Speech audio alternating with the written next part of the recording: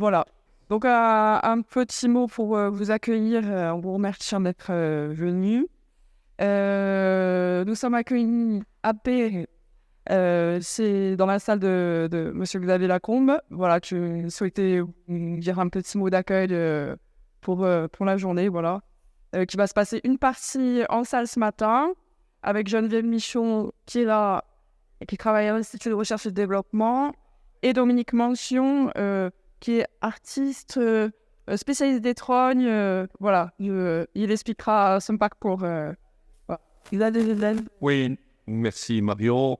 C'est toujours un plaisir de vous accueillir, tout ce qui touche à l'agriculture, à la sylviculture et autres. Donc, quelques mots pour vous souhaiter la bienvenue. Je connais certains d'entre vous. Certains habitent la plaine de Paix, ils ne sont pas très loin. Voilà, que je connais bien aussi. Voilà, tout simplement pour vous accueillir, vous souhaiter une bonne journée de travail. Alors, la salle communale n'est pas la mienne. Là, pas Xavier Lacombe. Vous allez bien, c'est ça. Et puis à côté, oui. Voilà, donc ici c'est une salle où vous êtes accueillis au-dessus dans le centre social et culturel sportif de Paix, et qui a été réalisé par la CAPA. Je fais un petit clin d'œil à la dame qui est au fond là-bas. Emmanuel. Bon, qui est du village aussi.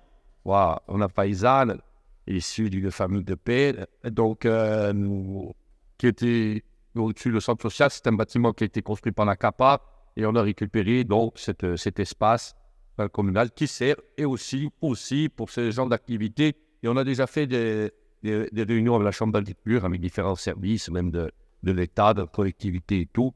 Et tout se passe bien. Alors, c'est la salle. Pour la petite histoire, quelques mots. Je le dis à chaque fois. Vous l'avez lu, c'est la salle Antoine Guéry, mais dédiée au général Guéry, général d'aviation, ancien résistant, qui était le cousin germain de ma mère. C'est ici qu'il y avait cet intérêt familial. Et bon, pas sur la totalité, il y avait une petite vigne. Donc aujourd'hui, il construit le centre social et culturel qui peut dessus, peut-être la crèche. Voilà, une partie est réservée. Alors, de l'autre côté, il y a une partie là-dedans et une partie qui est là derrière. Voilà, donc c'est un aménagement important pour la commune et qui sert pour tout le monde. Donc, je vous souhaite une bonne journée de travail. Je suis désolé, ça m'intéresse. Je pourrais peut-être être présent. Gustave Talarico passera parce qu'il est sur le terrain. Mais aujourd'hui, on avait prévu une journée de réunion à la mairie sur le terrain pour les AMO, pour les projets et les dossiers. Donc, on est un peu bloqué, mais on vous accompagne par la pensée. Voilà.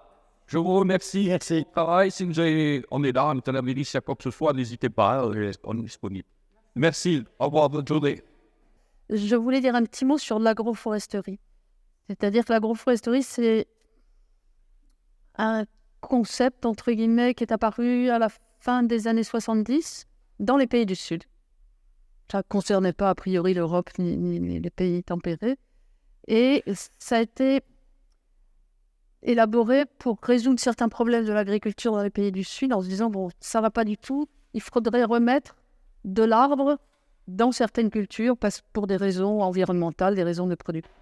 Et c'était aussi pour essayer de faire un pont entre l'agriculture qui était une boîte qui fonctionnait toute seule, la foresterie qui était une autre boîte qui fonctionnait toute seule, et l'agroforesterie visait un peu à réconcilier ces deux domaines qui ne se parlaient pas.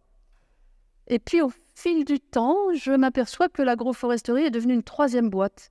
C'est-à-dire qu'au lieu de faire les ponts, eh ben, ça crée une troisième catégorie. Donc on se demande ça, c'est quoi? C'est de l'agroforesterie, ça n'en est pas. Alors que justement, l'intérêt, c'est de faire communiquer ce qui relevait autrefois de l'agriculture et qui ne concernait pas du tout les arbres, et ce qui relevait de la foresterie et qui ne concernait pas les agriculteurs. Et on est retombé dans ce piège de catégoriser tout, de mettre tout dans des boîtes, et on dit, mais ça, c'est de l'agroforesterie ou pas. Et donc, ce qui est du point de vue de pas mal de chercheurs et de praticiens en agroforesterie aujourd'hui, l'agroforesterie, c'est toute la gestion existante ou potentielle des arbres dans des systèmes de production agricole et alimentaire. C'est aussi tout ce qui va concerner la production de nourriture dans des espaces classés plutôt comme forestiers. Donc, c'est le sylvopastoralisme, ça peut être des formes de cueillette ou de production alimentaire en forêt. Et donc, oui, vous disiez tout à l'heure, je m'intéresse surtout à la charcuterie corse, mais je ne sais pas bien si c'est de l'agroforesterie. Les cochons ici, ils sont pour la plupart en châtaigneraie. Ben, évidemment que c'est de l'agroforesterie. Pour pratique, on a fait des cases par rapport à la réglementation qui peut exister dans la gestion. Et on a installé chez nous, en technicien, le silvopastoralisme de l'agroforesterie à vocation universelle. Ouais, ben, il ne faudrait pas. Enfin, c'est le piège dans lequel il ne faudrait pas tomber. Le problème aussi pour le développement de l'agroforesterie, et je laisse la parole à Dominique, c'est que les aides européennes, c'est des aides à la plantation d'arbres. En milieu méditerranéen, il n'y a qu'à voir autour de vous, des arbres, il y en a partout. L'aide pour le développement de l'agroforesterie, et en particulier pour l'élevage, ça devrait être de l'aide à l'éclaircissement, la taille des arbres, mais surtout pas la plantation, il n'y a pas besoin, il y en a partout. Et c'est ce qu'à Bruxelles, ils n'arrivent pas à comprendre. Donc, quand on veut avoir des aides pour développer de l'agroforesterie sur son exploitation, c'est plantons des arbres. Ben non, ici, non. C'est pas du tout adapté au milieu méditerranéen. Voilà. Et donc, on va vous parler d'arbres. En forêt, hors forêt, de taille des arbres, c'est complètement de l'agroforesterie. Voilà. Cela dit, Geneviève, ça n'empêche pas de planter des arbres, des essences qui viennent compléter. Bien sûr. Voilà. C'était pour, voilà. Bonjour Dominique, moi je suis né dans un territoire d'agroforesterie, la petite ferme de mes parents dans le Perche, et j'ai vu mon père tailler les trognes à la hache. Il y avait des arbres fruitiers dans les champs, il y avait des haies, donc c'était un territoire totalement agroforestier. Il y avait même un petit bois, et maman m'a raconté qu'elle elle cueillait la feuille de l'orme notamment, et qu'elle mettait dans des, j'ai perdu le nom, des chablis, je crois que ça s'appelait, hein, une grande toile pour donner aux cochons. Donc voilà, l'arbre était déjà présent, même si je n'ai pas vu mes parents tailler des branches pour les donner directement aux animaux. Et j'ai vu ce territoire parental évoluer avec les aides pour le drainage, les remembrements, etc. Et mon paysage d'enfance disparaître. Et pour moi, ça a été insupportable. Et je pense que les trognes dans lesquels j'ai joué étant petit, déjà m'ont beaucoup marqué. Et leur morphologie en tant qu'artiste aussi m'a forcément influencé. Et d'où cet engagement, on pourra en discuter sur le terrain, qui fait qu'aujourd'hui, je me trouve catapulté comme un peu le spécialiste des trognes en France. Quoi. Donc, voilà. Mais j'en apprends tous les jours et je vais encore en apprendre aujourd'hui. Alors, ce qui est intéressant, alors nos deux présentations vont un peu se chevaucher à certains moments. Donc, moi, il y a des choses sur lesquelles je vais passer plus vite. Mais la première chose à dire, c'est que le bétail, les herbivores, qu'ils soient sauvages ou domestiques, ils sont d'abord attablés à l'arbre, à la feuille de l'arbre, au rameau de l'arbre.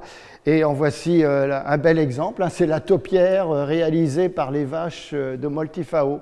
Voilà, c'est un chêne vert ou plusieurs chênes verts qui sont broutés systématiquement par le bétail. Et ça, quand vous voyagez partout où il y a du bétail, vous voyez ces arbres dégagés du tronc. Ce n'est pas la forme naturelle de l'arbre, l'arbre avec un tronc qui part comme ça. C'est l'arbre en relation avec l'animal. Et selon la hauteur à laquelle on a le houppier, ça correspond à la hauteur des animaux qui fréquentent le boisement. Et autre exemple de taupière, et là, un arbre qui a été coupé au ras du sol, c'est ce qu'on appelle le taillis, hein, quand on exploite la forêt au ras du sol. Qu'est-ce qui se passe sous une forte pression animale ? Eh bien, l'arbre, déjà le chêne vert, lui, va faire des feuilles plus épineuses pour résister à cette pression animale, mais à force de pression animale, l'arbre disparaît. D'où, alors, autre exemple, la trogne a disparu en tant que gros arbre, mais elle est toujours là avec ces réitérations de la base qui sont elles aussi broutées. Donc cet arbre-là, il a peut-être 500 ans, mais il en a peut-être 1000. On ne sait pas trop. C'est assez fantastique de voir comment la génétique de certains arbres est capable finalement d'avoir des êtres vivants quasi éternels, comme l'exprime Francis Allais. Cette image aussi pour bien montrer ce pâturage élevé là où le bétail va systématiquement accéder à tout ce qu'il peut au niveau du feuillage. Ici un olivier sauvage, un oléastre qui est très présent en Corse, surpâturé par des chèvres qui n'ont pas sur celui-là attaqué l'écorce. Comment réagit l'arbre? Eh bien l'arbre il va opérer une nanification de son feuillage pour le rendre plus coriace. C'est le principe de la taupière, on y revient. Et en plus, il va devenir plus épineux. Donc il y a un système défensif de l'arbre, mais qui a ses limites, évidemment, notamment avec certains animaux, certains herbivores comme les chèvres ou les chevaux. Ici, on est dans Olmi Capella avec l'élevage de chèvres, des jeunes qui viennent de s'installer là-bas. Et on a un boisement de trogne, c'est une forêt de trogne, pâturée par les chèvres. Et on voit bien qu'au sol, il n'y a plus rien, il n'y a pas de régénération parce que là, la pression est tellement forte. D'où la trogne. C'est-à-dire que la trogne, qu'est-ce que c'est en définitive? Eh bien, c'est un taillis, une cépée, au niveau d'un arbre qu'on va surélever sur un tronc pour mettre la forêt qui va repousser hors de portée de la dent du bétail. Donc si on résume, c'est ça. Et l'intérêt de cette forêt perchée, qu'on a appelée aussi forêt aérienne, prairie aérienne, il y a plein de noms, forêt sur pilotis, enfin, c'est magnifique, hein, tous ces noms,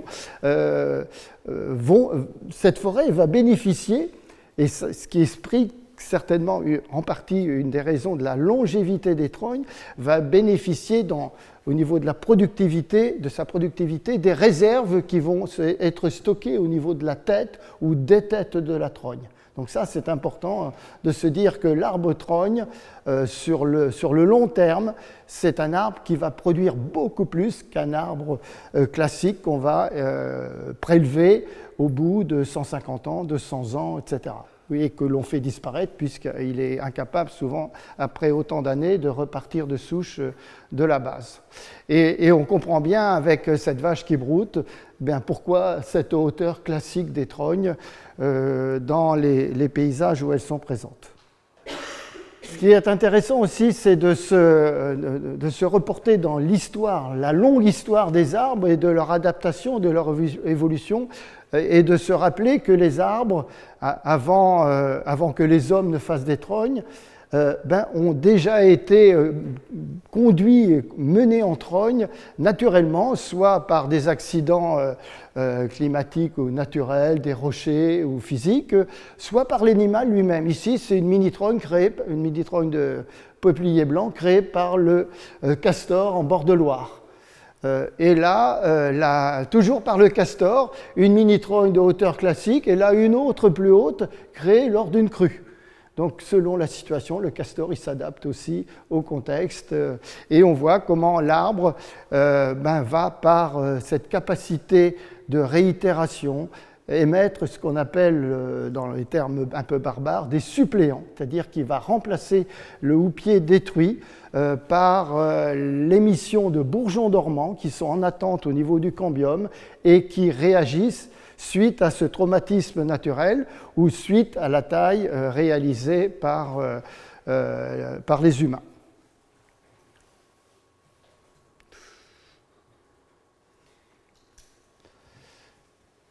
Et tout de suite, pour ce qu'on va un peu, c'est pas la période pour faire des trognes, mais on va le montrer cet après-midi. Eh bien, créer une trogne, il y a plusieurs manières de le faire.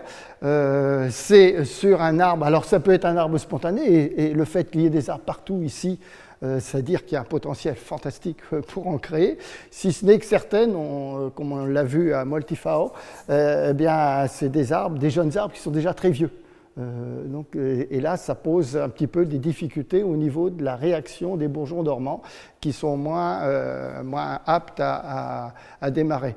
Donc, créer une trogne, ici on est sur un chêne pédonculé, c'est créer un piquet, on enlève tout, On ne laisse surtout pas de petites branches latérales parce que si on laisse ces branches latérales, on va inhiber la réaction des bourgeons dormants. Donc c'est un geste évidemment qui est contre nature, enfin, entre guillemets parce qu'on ne le voit plus, il n'est plus transmis, il a disparu, il s'est effacé des pratiques et ça choque beaucoup évidemment quand les gens voient ça, ils disent oh, quel massacre. Eh bien qu'est-ce qui se passe après? Vous voyez, là on est en février et vous voyez ici en avril les bourgeons dormants qui réagissent. Et je vous ai mis une petite séquence pour vous montrer donc, la création de la trogne. En avril, les bourgeons dormants, et puis en décembre, ça y est, on a déjà un houppier. Et ce qu'on fait en général, on enlève, s'il n'y a pas de bétail dans la parcelle, parce que c'est lui qui va brouter les bourgeons dormants qui démarrent le long du tronc, on peut les enlever après la pousse de printemps, à la main, avant que le bois soit lignifié. Et comme ça, on a notre forêt perchée qui commence à produire. Et 3 ans après, cet arbre trogne a fait une mise à fruit. Et ça, c'est un autre élément important aussi à dire, c'est que le fait de trogner stimule la production fruitière, notamment sur les chênes. Donc ça, par rapport à l'élevage, c'est quelque chose de très important, puisque vous savez tous que le gland est une nourriture essentielle pour notamment le porc, mais pas seulement. Et puis, je vous montre là des évolutions du même arbre. Donc on a vu, je crois que c'est 2009, la création. Et souvent, ce qui se passe dans ces rameaux de réitération qui démarrent, au départ, il y en a beaucoup. Et c'est comme dans un taillis, il y a les dominants et les dominés, ceux qui sont certainement mieux ancrés au niveau de la vascularisation du cambium. Et il y en a souvent même un qui domine. Et moi, je ne comprenais pas pourquoi certaines formes de trogne étaient particulières. Et en fait, les paysans, leur but, c'était de produire le maximum, toujours. Hein, on est l'avant les énergies fossiles, on est dans la survie, donc il faut produire du bois, produire du feuillage, produire des fruits. Donc quand ils repéraient qu'il y avait une des réitérations, un des suppléants qui était plus vigoureux, souvent on le taillait plus haut pour arriver à produire plus, parce que certainement qu'il était mieux relié à l'ensemble, au réseau souterrain. Et cette trogne-là, elle a eu c'était chez ma voisine, une grand-mère. La grand-mère est morte à 92 ans. Et par la suite, il y a eu d'autres voisins qui sont arrivés qui tout de suite ne voulaient plus tailler la trogne. Et puis tout d'un coup, ils ont à nouveau voulu.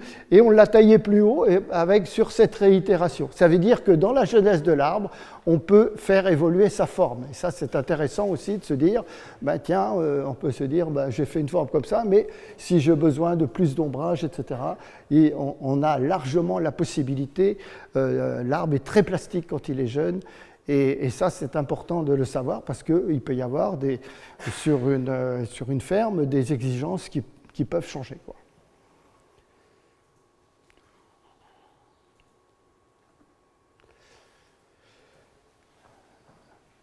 Toujours sur du chêne pédonculé, une jeune trogne déjà taillée plusieurs fois. Que se passe-t-il à chaque fois que l'on taille? On a des bourrelets qui vont se former, des bourrelets qu'il vaut mieux appeler bourrelets de recouvrement plutôt que bourrelets de cicatrisation. L'arbre cloisonne, l'arbre ne cicatrise pas, c'est-à-dire que la partie coupée n'est jamais... il n'y a jamais de cicatrisation, il y a toujours un recouvrement. Et autre élément important aussi, c'est que très rapidement, ça c'est une trogne qui a une quinzaine d'années, vont se former des cavités, parce que ces bourrelets de recouvrement ne vont jamais totalement recouvrir la partie coupée. Et ça, ce n'est pas du tout dommageable pour l'arbre, c'est-à-dire que toutes les vieilles trognes sont des arbres creux. Et on en reparlera un peu plus loin, on parlera sur le terrain. Celle-là, qui a sans doute 250 ans, elle est totalement creuse.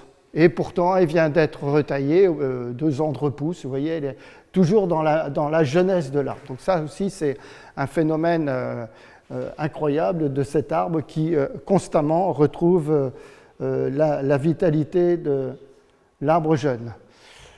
Donc on a vu là, précédemment le tétard, la trogne simple, mais celle qu'on va leur rencontrer le plus, notamment en Méditerranée, dans les boisements de trogne, dans les forêts de trogne qu'on trouve dans plein de pays, notamment en Espagne, en Estrémadure, au Pays Basque, sur les 2 versants des Pyrénées, eh bien, c'est cette forme ouverte de l'arbre pour plusieurs raisons, parce que cette forme est plus productive que l'arbre simple. L'arbre têtard est plus adapté aux linéaires bocagés, c'est-à-dire que là, avec de la lumière qui arrive de chaque côté, où on trouve des densités très fortes, alors que l'arbre ouvert, l'arbre en pied de marmite, lui, il va être beaucoup plus adapté à un système boisé, forestier.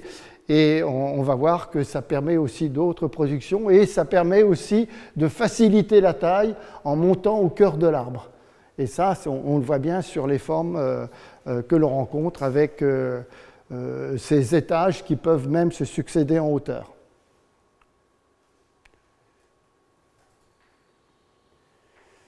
Justement, voilà sur Multifaro, voilà une tronque qui est ouverte. Alors là, vous voyez, l'écartement, il est impressionnant. Et dans la suivante, qu'est-ce qu'on voit? On voit on est allé plus haut. C'est-à-dire que là, il y a eu un premier niveau d'étage. Et puis, toujours, on a cherché peut-être qu'un arbre à côté avait disparu. Donc, on a occupé l'espace en retaillant. C'est ce qu'on appelle de la taille de prolongement. On pourra faire un croquis éventuellement. Comment on fait de la taille de prolongement pour toujours dans cet objectif de produire plus avec l'arbre.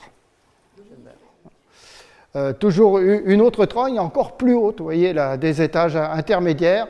Et là, on est à pas loin de 20 mètres de haut sur cet arbre qui est presque dans un ravin quelque part qu'on a vu avec Geneviève. C'est extraordinaire, quoi. C'est-à-dire que autrefois, ils allaient, et c'est d'ailleurs les arbres qui ont disparu, souvent les premiers, ceux qui étaient les plus difficiles à les tailler en raison de leur hauteur.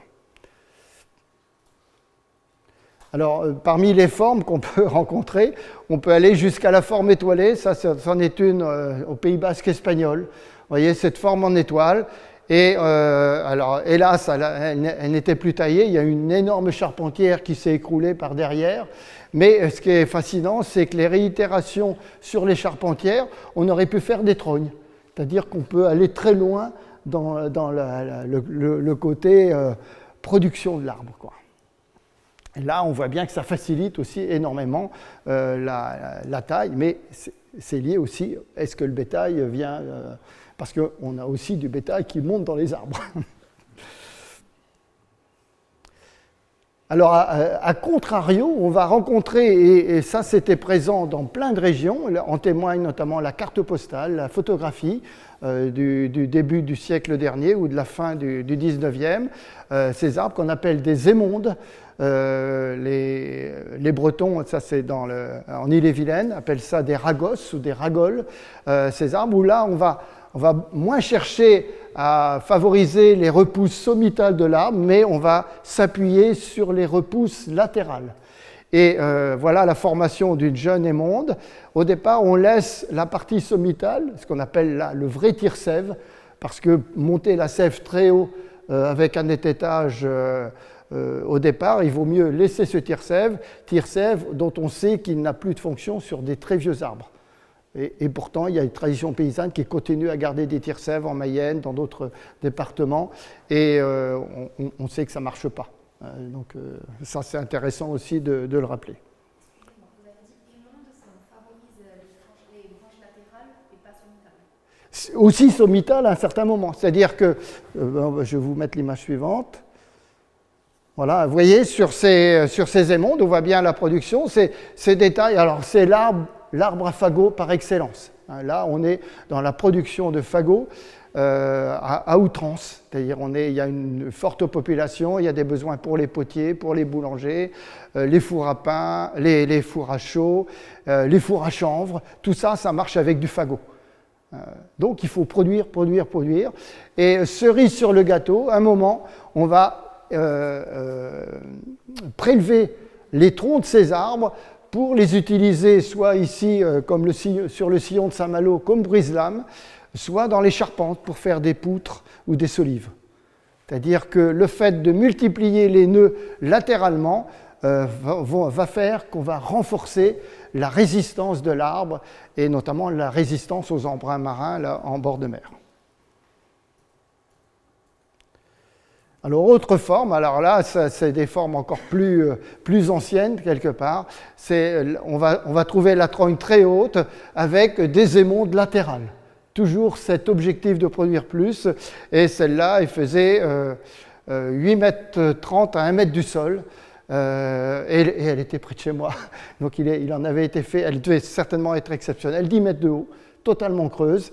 Et elle a brûlé en 1906 à cause de la foudre qui est tombée dessus. Et c'est aussi la foudre peut être une raison. Et c'est pour ça que les trognes qui sont plus ramassées vont être moins sensibles aux aléas climatiques également. C'est une des raisons de leur longévité. Et parmi la longévité de ces arbres, on a ici le chêne vert, probablement qui a été une trogne à un moment, le chêne vert d'Olmi Capella. On dit qu'il a 800 ans, mais bon, on ne sait pas. Mais quand même, il faut aller voir cet arbre parce qu'il est vraiment exceptionnel.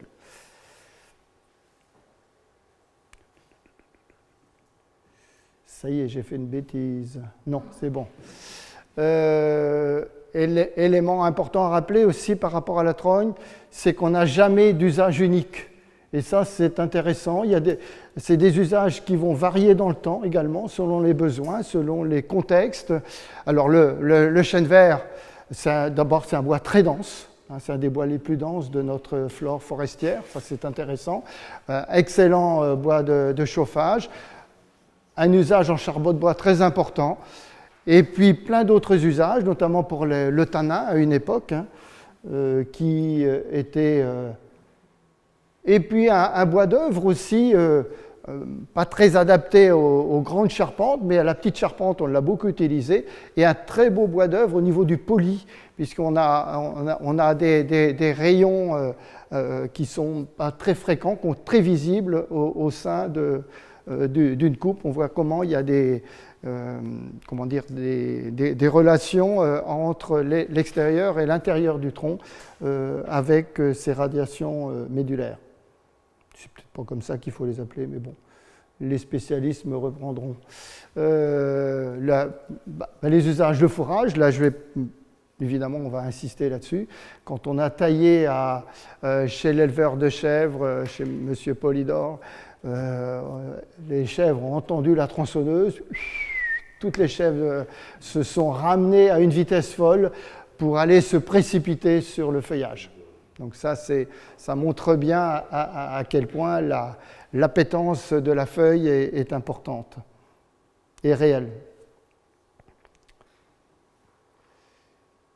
Et puis rappeler aussi par rapport à la production de viande, la pata negra avec la nourriture du gland des chênes verts en Estramadour, où là c'est une viande qui est exportée dans le monde entier et les porcs sont engraissés la vraie qualité, ils sont engraissés au chêne vert et au chêne liège, parce qu'il y a des chênes lièges aussi dans ces territoires, avec les glands. Ce sont des arbres taillés donc du coup, les chênes qui sont là dans la pâture.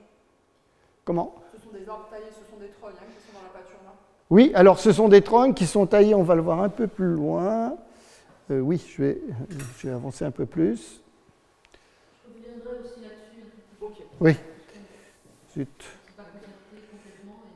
Voilà. Oui. Là, juste une petite image pour une fonction de la trogne, l'abri des chevreaux là, avec la cavité à la base. C'est peut-être anecdotique, mais oui. Alors, parmi les formes qu'on peut obtenir, vous voyez cette forme qu'on a la taille en parasol. Là, c'est assez extraordinaire puisque ça peut aller très loin. Vous voyez, par rapport à l'ombrage aussi, ça c'est aussi une autre des fonctions. Donc, on va tailler toutes les réitérations qui s'expriment sur les charpentières en faisant de la taille de prolongement sur les extrémités. Et si on regarde l'ensemble de ces arbres taillés de cette façon, plus ou moins large, on voit que le paysage lui-même est sous une couverture d'arbres, d'où l'intérêt par rapport à l'ensoleillement, au dessèchement, d'amener de l'ombrage et pas seulement de... Bon, le chêne vert, on va le voir, je ne vais pas insister par rapport à... Là, c'était une image au mois de au mois de février. Donc le chêne vert réagit très bien avec ce type de taille, en plus de donner son liège. Un chêne qui a été taillé en mars, enfin, c'est la bonne période, février, mars pour les chênes. Mars, en Méditerranée, je ne sais pas. Parce que le chêne, il réagit bien, il peut réagir assez tard. Il y a d'autres essences, il faut mieux éviter de les tailler trop tard parce qu'il y a une perte de sève brute très importante qui fait qu'on épuise un peu le fonctionnement de l'arbre, quoi. On va dire que sur un arbre vigoureux, qui est bien dans son sol, dans ses racines en général, ça réagit bien, quoi. Ouais. Cela dit, on peut aussi tailler des arbres qui sont en fin de parcours, qu'on condamnerait assez vite, notamment sur des pommiers par exemple, et là on leur redonne une vitalité incroyable en les étêtant. Donc parce que l'arbre n'arrive plus à assumer l'alimentation des branches hautes, et le fait de réduire la hauteur fait qu'on rééquilibre les capacités souterraines, avec les capacités souterraines. Bien sûr, c'est une vraie question. Et puis les conditions aussi légales, par exemple dans les baux ruraux, chez moi, dans le Perche et dans beaucoup de régions de France, c'était tous les 9 ans. Donc entre propriétaire et son métayer, tous les 9 ans, il devait tailler ses trognes, tailler ses haies. Ce qui est sur le chêne, c'était un bon cycle de régularité. Mais c'est lié aussi aux usages. Si vous faites de la vannerie et que vous taillez des osiers, vous le faites tous les ans, sinon vous avez des brins qui sont cassants. Si vous êtes dans des conditions fourragères, là, il faut tailler tous les 3 ou 5 ans maximum pour avoir le maximum de feuilles et le moins de bois, parce qu'après, le feuillage est moins accessible et moins fourni, et certainement moins appétant aussi, puisque donc c'est lié à différentes conditions et différentes pratiques, quoi. Si vous êtes en ville, sur des tilleuls, certaines municipalités taillent sous les ans. Ça, c'est pas l'idéal parce que l'arbre n'a pas le temps d'assumer, de faire des réserves, hein, et il vaudrait mieux tailler tous les 2 ou 3 ans plutôt que tous les ans. En plus, valoriser des petits rejets, c'est moins intéressant que de valoriser des rejets plus longs.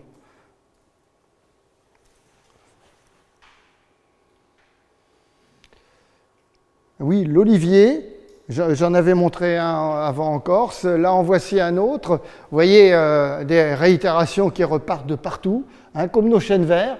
Et bien celui-là, je l'ai photographié en Crète, 3000 ans. Il a même servi quand ont eu lieu les Jeux Olympiques de Barcelone, en 84 ou 86, je ne sais plus trop quand. La présidente de la République de Grèce a offert aux lauréats des branches de cet olivier. Et il fournit toujours, il y a toujours on peut acheter de l'huile quand on va et toujours des fruits. Donc c'est assez fascinant. Et quand même, la trogne est plus adaptée à tous les arbres qui ont une capacité de réitération naturelle. Ça se voit vraiment du pied, comme les ormes, comme les châtaigniers. Enfin, il y a des essences qui sont beaucoup plus adaptées à cette pratique, c'est clair. Oui, il y a des essences moins adaptées comme les prunus, les pruniers. Ça marque tout. On dit souvent les arbres à noyaux. C'est un peu... comment ? Merisier, mais on en voit quand même, mais ça, jamais des très grosses. Oui, tout à fait. Et il faudrait faire des tailles plutôt d'été plutôt que des tailles d'hiver pour éviter la gomme, enfin la perte. Ouais. Moi, je pensais que le noyer, c'était une essence que je n'avais pas beaucoup vue en trogne. Eh ben, ça marche formidablement bien sur le noyer avec des arbres énormes. Alors, je ne sais pas pourquoi on faisait des trognes sur les noyers, peut-être pour du bois d'œuvre, peut-être, mais ça marche, quoi.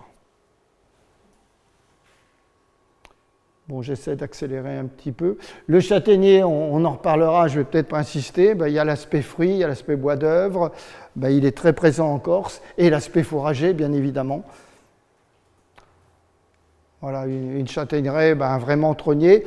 Et le fait aussi, tous ces châtaigniers en dépérissement avec l'encre, le chancre, le fait de les trogner, c'est une manière aussi de les remettre en production et pour certains d'entre eux, de les sauver.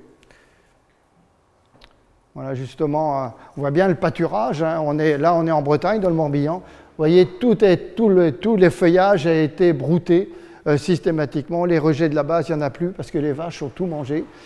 Et la greffe, les savoirs aussi du greffage, ça c'est des éléments à retransmettre bien évidemment, sachant qu'on faisait de la trogne à greffon sur le châtaignier comme on l'a fait sur des arbres fruitiers, trogne à greffon pour, dès qu'on a trouvé une variété intéressante, multiplier les greffons et fait en étayant la variété en question, et puis comme ça on a la possibilité d'une grande diffusion de la variété trouvée. Voilà. Il existe aussi des châtaigniers à double vocation, même à triple vocation avec celui de droite, puisque c'est la cabane pour les enfants, qui était à la fois vocation fruitière, vocation bois d'œuvre, et avec des cycles de taille qui pouvaient être plus espacés. Bon, les usages du châtaignier, j'ai mis quelques exemples, mais c'est important de rappeler que si vous êtes dans un contexte d'élevage, votre châtaignier, il va aussi vous fournir des piquets de clôture, il va vous fournir du bois pour faire du claignonnage, faire des barrières. Ça aussi, il faut penser important d'avoir cette vision toujours de l'arbre qui a des multiples possibilités de production. Autre essence extrêmement intéressante, ici c'est une photo de Marc Villard à Vico, je ne sais pas trop où c'est en Corse. Marc Villard, c'est la personne de l'INRA d'Orléans qui depuis plus de 20 ans maintenant a recherché tous les peupliers noirs d'origine avant l'introduction des peupliers interaméricains. Et donc il s'est beaucoup appuyé évidemment sur les vieilles trognes de peupliers, puisqu'on sait qu'elles étaient là avant ces productions de populiculture. Et la pépinière de Guéméné-Pinfao en Bretagne, ils ont rassemblé toutes ces variétés locales, enfin si on peut appeler ça variété en tous les cas, pour pouvoir les diffuser et qu'elles puissent à nouveau être en production, parce que peuplier noir, c'est une essence extrêmement intéressante, peut-être une essence recours par rapport aux frênes touchées par la calarose. Enfin, je ne sais pas si la calarose est en Corse, mais c'est vraiment intéressant de savoir qu'il y a cette possibilité avec le peuplier qui est un arbre fourrager également, et un arbre qui peut aussi, et ça c'est autre élément important aussi par rapport au prélèvement, nourrir le bétail en fin d'hiver quand il y a des déficits. Ça se faisait beaucoup dans les pays du Nord, en Norvège, en Suède, avec les bourgeons prêts à redémarrer, qui sont gorgés de sève. Et ça, c'est aussi un aspect fourrager qu'on oublie souvent. Donc ça, c'est une possibilité. Alors le noir, hein, c'est un pionnier des bandes sableuses de bord de rivière et qui peut supporter des sols relativement secs, parce qu'il a un enracinement inouï. Un peu, le chevelu d'un peuplier noir, c'est incroyable. Donc il est très présent en Aragon, en Espagne. En bord de rivière, ça serait oui, mais au-dessus du saule blanc. C'est-à-dire que le saule blanc est vraiment, lui, les pieds dans l'eau, alors que le peuplier noir, il est au-dessus.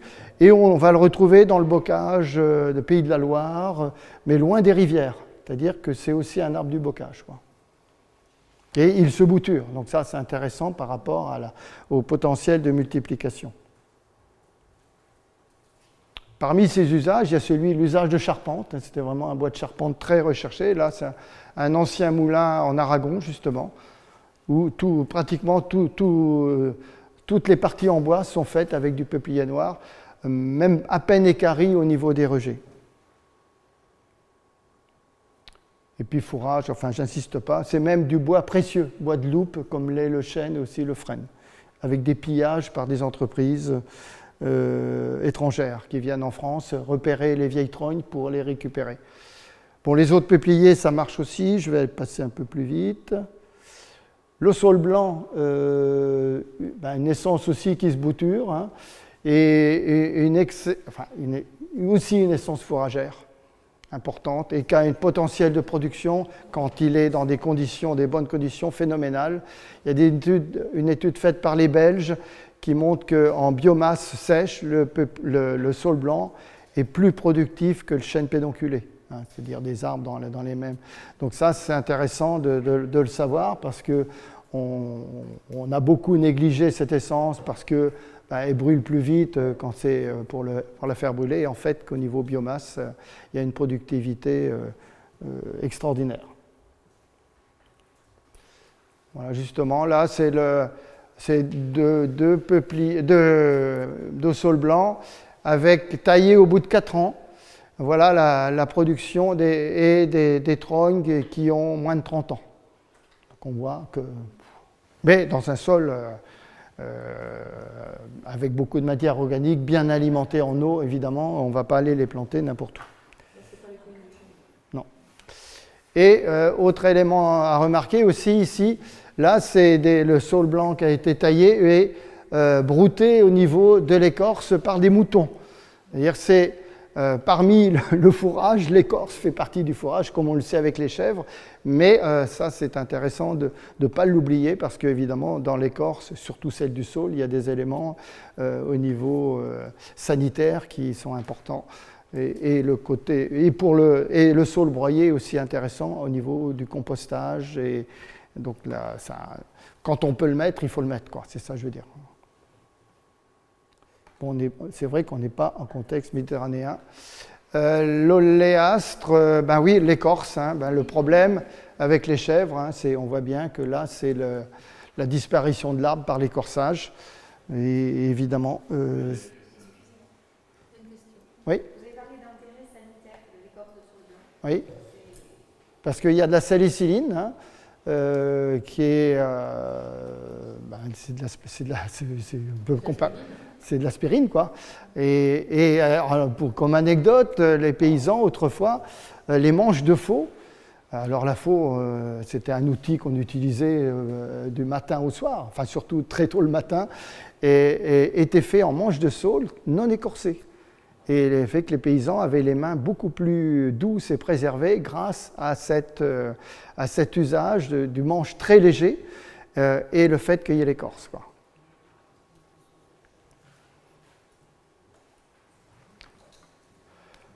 Un des saules qui est préconisé, mais le saule marceau, je ne crois pas qu'il soit très présent en Corse. Le saule, il y en a en Corse? Non? Il y en a? Les études de l'INRA considèrent que c'est un arbre très intéressant par l'aspect aussi nutritif, apports minéraux, etc. Donc ça fonctionne très bien en trogne. Par contre, le saule marceau se bouture très mal. Donc c'est un des saules qui se bouture dit très difficilement. Donc il faut le multiplier autrement, quoi. Oui, oui. Et repartaient. Tant mieux. Mais on considère que c'est... Ouais, très bien. Ici, chez un éleveur de laine qui a à la fois une zone humide et des pentes très séchantes, chez Adrien Messéan, qui fait des formations fourragères aussi pour l'arbre fourrager. Et là, ce qui est intéressant, c'est que ces saules sont installés sous les gouttières du hangar. Donc il y a un rôle à la fois d'épuration de l'eau, un rôle paysager, un rôle bioclimatique de l'arbre, et puis une récolte régulière avec une productivité très forte. C'est-à-dire qu'il y a des situations, grâce au fait de conduire en trogne l'arbre, on peut le mettre et qu'il soit à la fois productif, mais avec d'autres aspects. Et Adrien a fait des essais aussi pour ces jeunes bovins de donner ce qui se faisait autrefois, de la feuille sèche en fagot, c'est-à-dire qu'on fait sécher comme du fourrage. Hein, c'est-à-dire qu'autrefois, ça s'était pratiqué partout en montagne. On donnait la feuille sèche au bétail et le reste passait souvent dans la cheminée. L'avantage, c'est de pouvoir décaler l'apport. Oui, ça c'est intéressant. Alors la limite de ça, c'est les contraintes de temps pour mettre en place ces pratiques-là. Donc, d'où la réflexion au niveau de la mécanisation possible pour rendre le travail plus efficace et puis faisable, quoi. Parce qu'on sait qu'un éleveur, ça jamais, c'est toujours pris du matin au soir, quoi. Le mûrier blanc, lui, importé pour la sériciculture, pour le verre à soie, les études faites par l'INRA de Lusignan, c'est la feuille, c'est le top. Hein, c'est le top au niveau nourricier, c'est le top au niveau, à tout point de vue. C'est vraiment la feuille. Bon, ça vient de Chine, hein, c'est pas de chez nous, mais c'est à chaque fois qu'on peut installer du mûrier blanc. Et le drame, c'est que dès que le mûrier blanc n'est plus taillé en trogne, dès que l'abandon de la taille, il dépérit. Donc c'est vraiment l'arbre qui a besoin d'être étêté pour continuer à être en pleine production. Avec je vous parlais tout à l'heure de l'érussage que faisait maman chez moi. Eh bien, en Ardèche, cette façon de récolter la feuille à la main, ils appellent ça traire le mûrier. Traire le mûrier, en sachant que les chèvres qui sont nourries chez l'éleveur en question, là, ça pisse le lait, comme il dit, quoi. C'est dire que c'est vraiment un arbre intéressant au niveau de l'élevage. Ben voilà justement ces chèvres, voilà les fagots qu'il fait et qu'il donne à ses chèvres dans la petite bergerie, quoi, ou chèvrerie. Et Frédéric Cochet, qui est à la fois pépiniériste, paysagiste de l'Ardèche et le spécialiste en France des variétés de mûriers. Donc ça, c'est intéressant.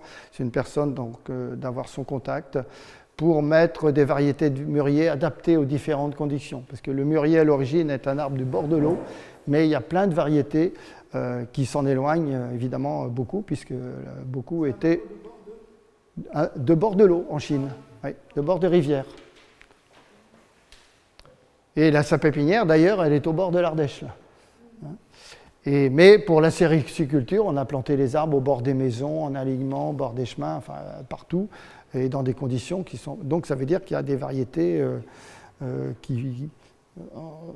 qui sont mieux que d'autres, et en fonction aussi, évidemment, du sol. Voilà, justement, au Conservatoire des Mûriers, au domaine du Pradel, hein, au domaine d'Olivier de Serres, il y a un arboretum de mûriers réalisé par Frédéric Cochet. Ils avaient fait des mini-trognes de mûriers l'INRA avait prévu une mise en place d'une magnanerie, une sériciculture, et puis le projet a capoté.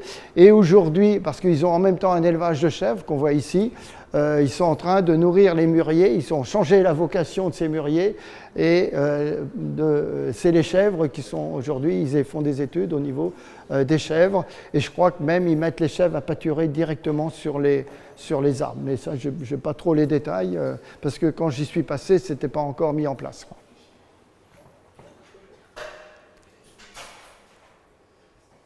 Et à Lusignan, l'INRA, dans son programme Oasis, avec un Y, Oasis, a mis en place des trognes fourragères dont l'objectif est qu'elles soient pâturées directement par le bétail. Alors c'est loin d'être simple, pour l'instant c'est pas forcément tout n'est pas convaincant, mais là donc on a du mûrier, et quand on fait les réunions là-bas, il y en a qui ont proposé de faire de la taille un peu comme si on taillait des haies, eh ben ça marche pas très bien. Donc visiblement, il vaut mieux faire de la trogne plutôt que de laisser plein de ramifications comme ça, parce que les arbres où c'est dispersé, ils souffrent beaucoup plus. Alors c'est peut-être lié aux plantations, etc.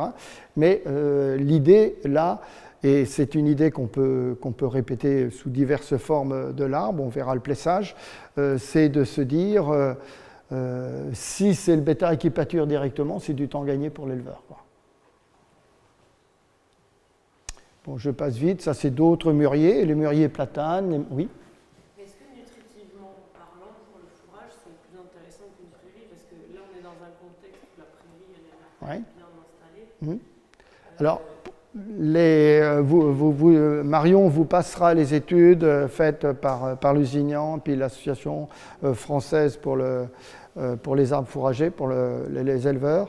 Il y a des essences, oui, qui sont équivalentes, sinon supérieures au niveau digestibilité, apports minéraux que les essences herbacées. Donc ça, c'est intéressant, sachant que la feuille d'arbre ne va pas remplacer, je dirais que ça permet de passer des caps difficiles plus qu'autre chose, et puis faire des apports qui soient des équilibres aussi alimentaires de l'animal, avec les tanins, avec tout un tas d'éléments dont on ne sait pour l'instant pas grand-chose, parce que l'INRA Lusignan étudie actuellement la feuille seulement, mais elle utilise, parce que le bétail, quand il mange lui-même, il va manger le rameau avec l'écorce, avec les bourgeons, donc ça, pour l'instant, on ne sait pratiquement pas grand-chose là-dessus, quoi. C'est-à-dire qu'utiliser ce genre de pratique, ça pourrait pallier aux grandes périodes de sécheresse qui pourraient... Oui, c'est un des objectifs. Et c'est ce que fait Adrien Messéan, que je vous ai montré tout à l'heure.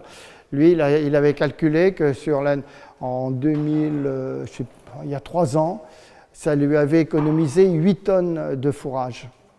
Donc, ce n'était pas négligeable. Mais lui, il intensifie. Il intensifie au maximum. Et ça, ces expériences-là, elles sont extrêmement précieuses, quoi. C'est ce que faisaient les anciens. Si encore, je pense que c'est ce qu'ils faisaient les anciens, Oui. en milieu forestier, je pense. Oui, tout à fait. Tout à fait. Aussi, il me semble pour le Maroc, et ce que dit le berger, ça a été corroboré par certaines études, ça, tu l'as dit aussi, ça apporte des éléments nutritifs qui ne sont pas dans les herbacées. Oui. Et dont le bétail a besoin pour être en bonne santé. C'est comme si vous aviez mangé que des patates et du riz, ben ça va vous caler, mais il va vous manquer plein de choses. Et les arbres fournissent pour le bétail sur plein de choses qu'on ne trouve pas dans le... C'est aussi ce qu'on constate quand les pâtures, les prairies sont entourées de haies. On voit comment le bétail prélève systématiquement et comment certaines essences sont prélevées à certaines périodes et pas à d'autres. Donc ça, c'est important aussi. Et même des essences extrêmement toxiques comme le l'if est aussi prélevé. Alors ça, j'ai constaté ça dans le Perche, en lisière forestière. Les ifs étaient aussi, alors que le l'if, c'est vraiment... mais à condition qu'il ne soit pas taillé. C'est-à-dire que si c'est vous qui le taillez, là, vous allez stimuler, et là, le bétail, il va mourir, quoi. Donc ça, c'est fascinant, quoi. C'est vrai qu'on n'a pas dit ça en introduction, mais effectivement, pas que l'agroforesterie, c'est la réponse à tous les maux pour l'alimentation, ça va pas tout solutionner, mais en tout cas, l'idée c'est de voir à un moment donné sur une exploitation la complémentarité des ressources, comment sur une année on peut avoir limiter les coûts, limiter les intrants, fourrager, voilà. Mais c'est plusieurs étapes. Déjà, il faut que les gens reprennent conscience du potentiel. Oui.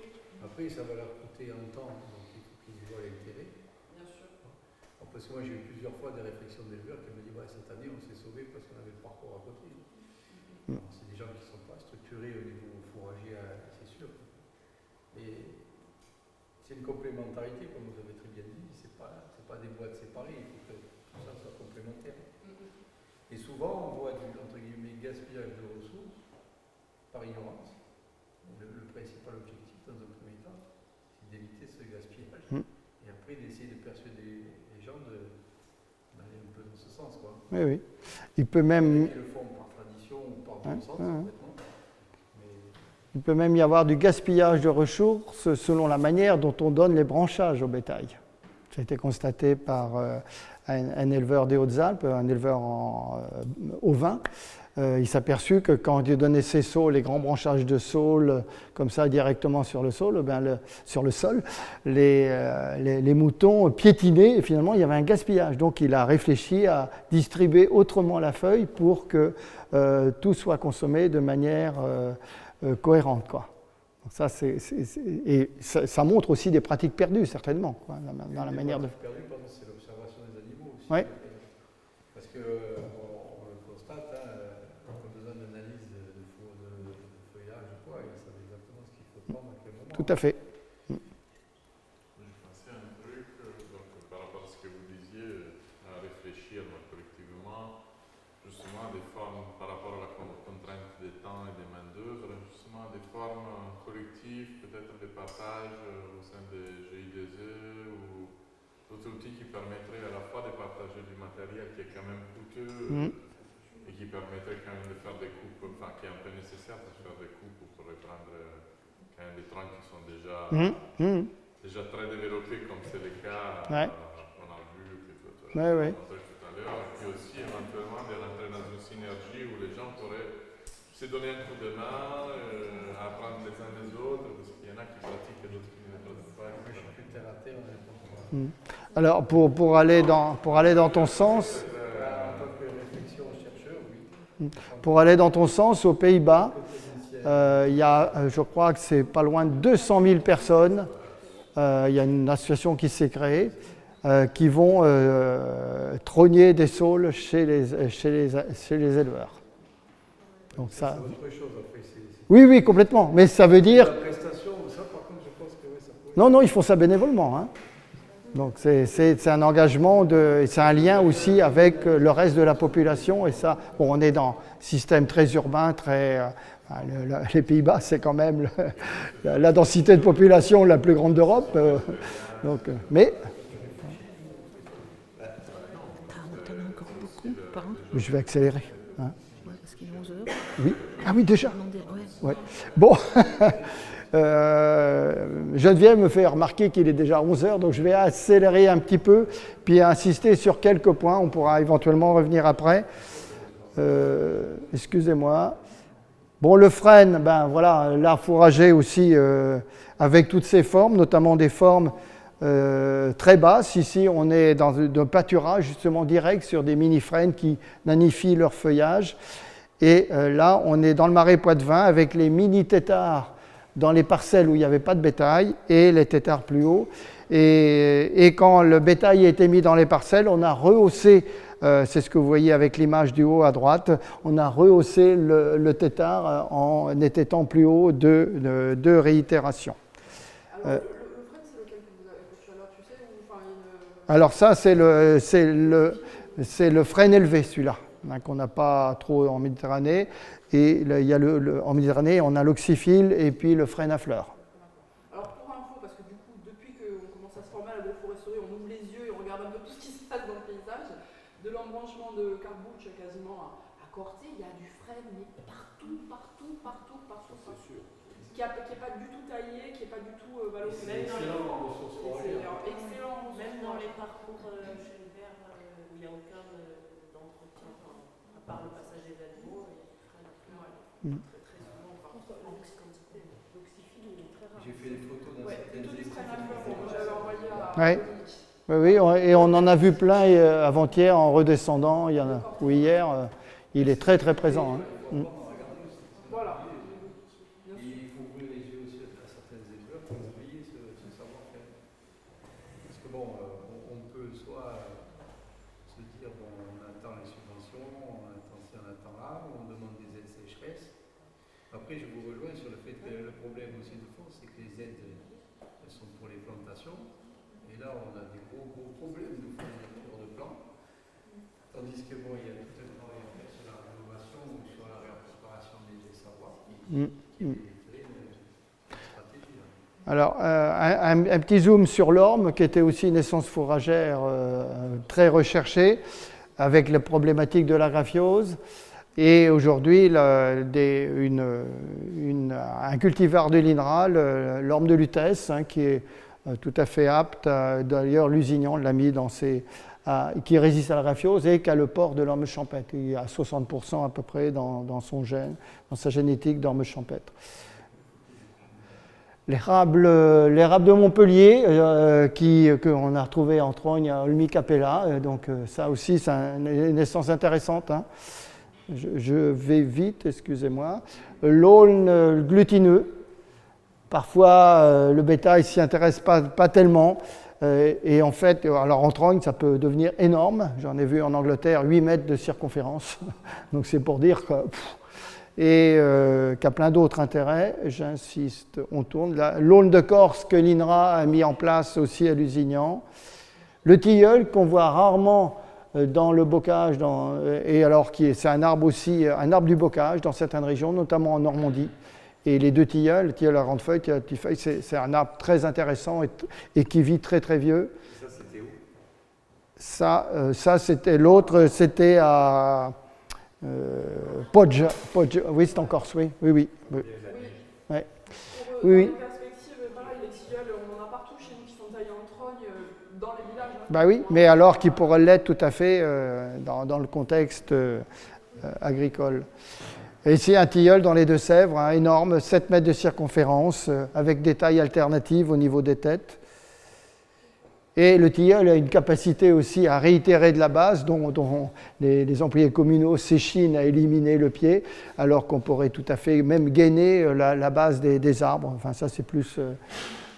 ou même plesser la base. Bon, je vais vite. Ça, toujours du tilleul en Normandie, avec une CP plate qui a été trognée et qui est en train de se souder de la tête. C'est ce qu'on appelle l'anastomose. Et donc, ça fait carrément un mur végétal, quoi.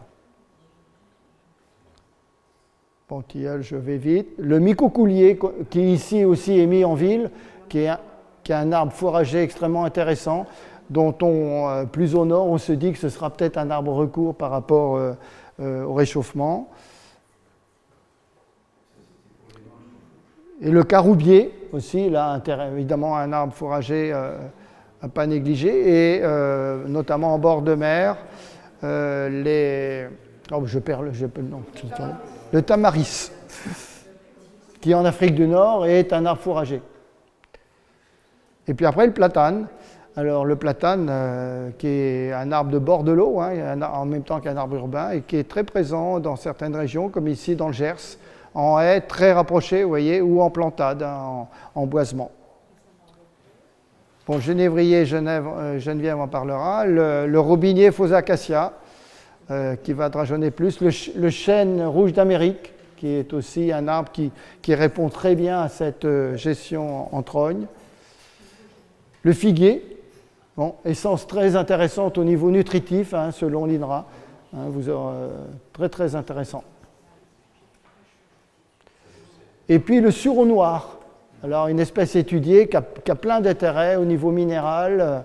Et ici, sous forme de trogne, en Hongrie, en alignement, pour produire du jus, des sirops et des confitures. Donc voilà, un arbre à favoriser, qui est parfois méprisé inutilement, mais qui est tout à fait intéressant.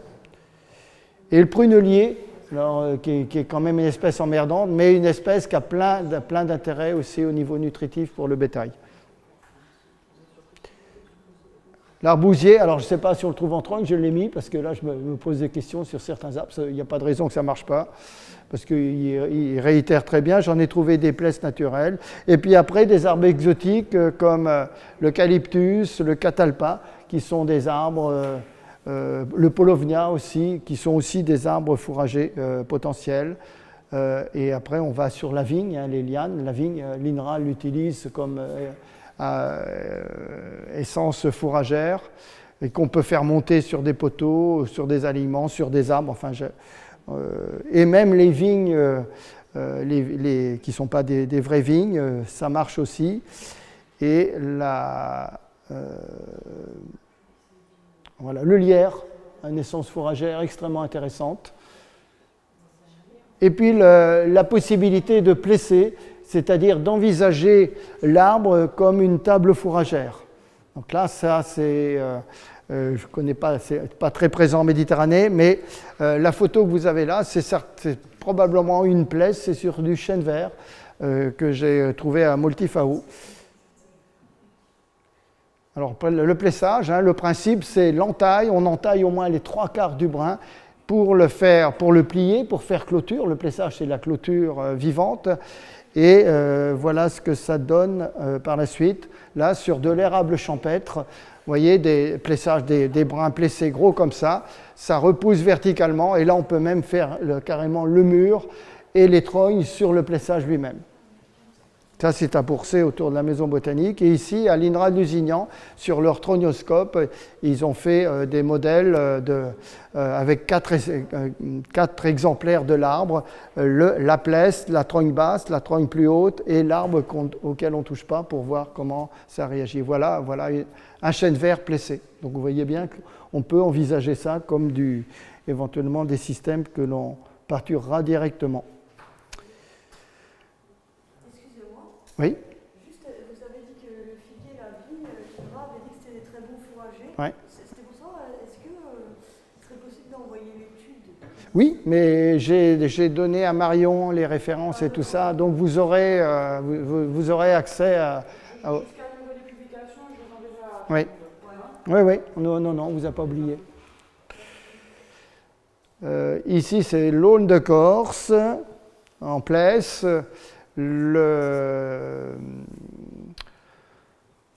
L'orme de Lutèce, vous voyez, double Plesse à partir d'un seul sujet. Hein.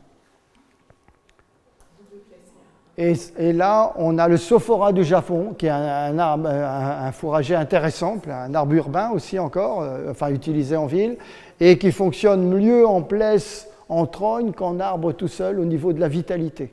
Ça aussi, c'est assez surprenant que certains arbres ont plus de vigueur quand ils sont taillés que quand ils ne le sont pas.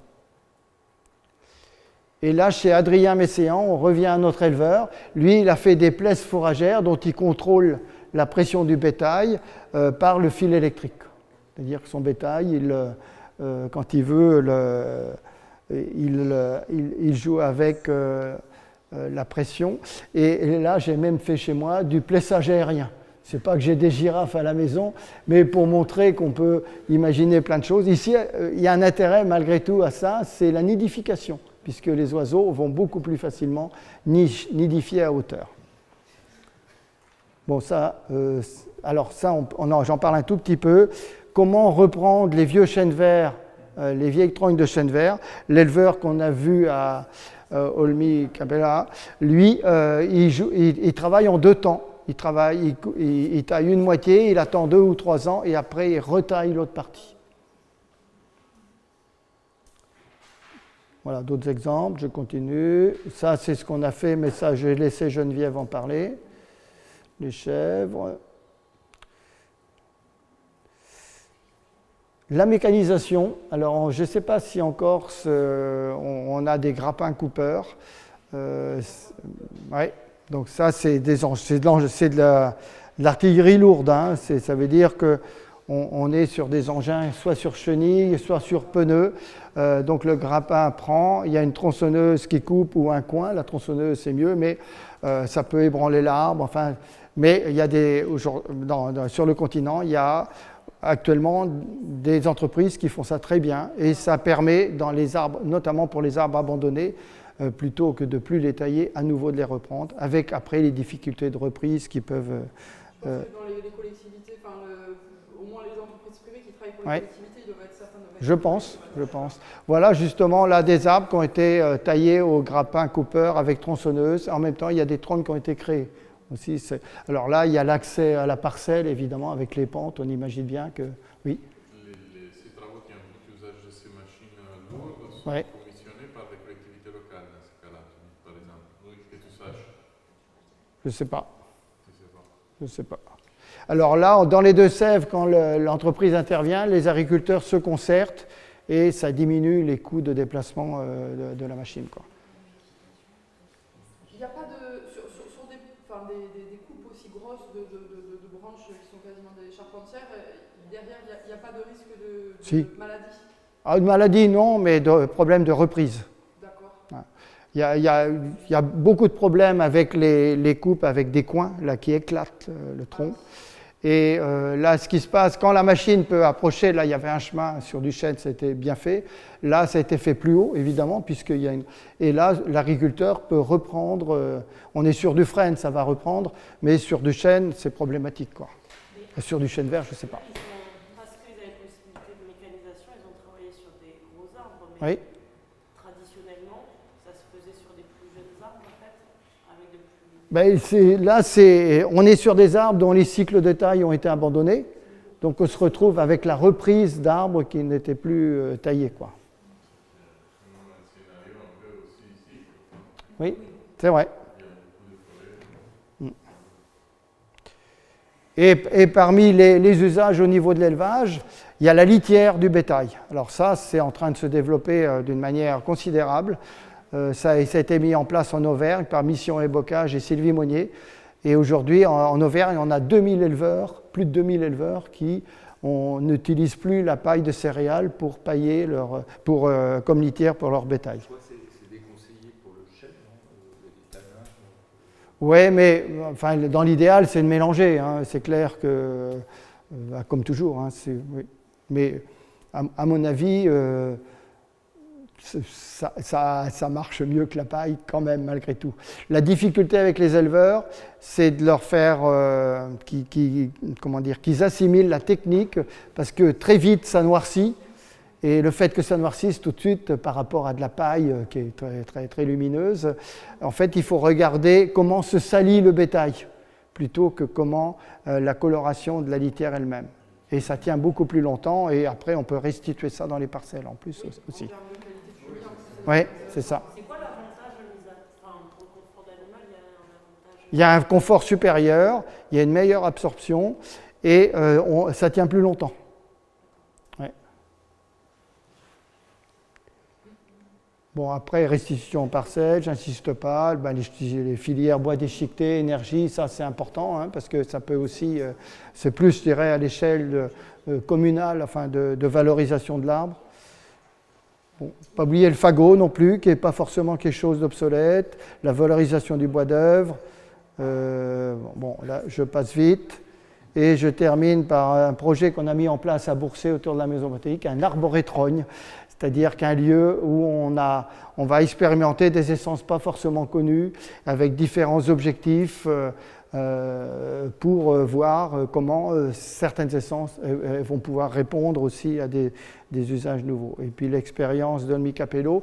Et là, des références d'associations, l'INRA de Lusignan, hein, le groupe national Trogne, l'association française d'agroforesterie pour laquelle j'assure des formations, et l'association francophone de pâturage et fourrage. À Boursay, dans le nord du Loir-et-Cher, qu'on va inaugurer le 17 juin. Vous êtes cordialement invités. Donc on a là 50 essences qui sont installées avec plus de 250 arbres. Et donc c'est quelque chose d'assez fascinant, parce que moi je ne verrais pas ça, mais de se dire que peut-être que... Donc ça va être en même temps un peu expérimental, mais même si ce n'est pas scientifiquement suivi, voilà. Et puis l'expérience de Multifao avec Artera aussi, qui aborde les aspects artistiques au sein de la sensibilisation, pour faire court, quoi. Et voilà. Et plus les 2 petits livres que j'ai donnés à Marion, qui pourront après éventuellement, 2 petits guides, l'un sur le plessage, l'autre sur les trognes, au prix d'un paquet de cigarettes. Donc vous privez de cigarettes pendant une journée, puis vous pouvez accéder. Pour celles qui fument, parce que j'en ai vu qui fumaient dans la salle, enfin hors de la salle. Et je crois que j'ai terminé, je vais passer... Comment ? Oui, il y a aussi le film qui a été fait avec Arte, il y a des choses sur YouTube, enfin, il y a beaucoup de choses sur les trognes. Moi, là, il y a eu un reportage fait avec France 2 qui va passer la nuit. Enfin, il y a plein de choses à grappiller partout, quoi. Voilà. Une petite question, on revient sur le plessage. On va en parler là, où il y a des essences qui étaient... Cet après-midi, on va faire une petite démonstration. Même si ce n'est pas tout à fait la saison. J'ai amené une serpe. Je n'ai pas amené la tronçonneuse manuelle, mais j'ai amené une serpe avec laquelle on peut faire du plessage.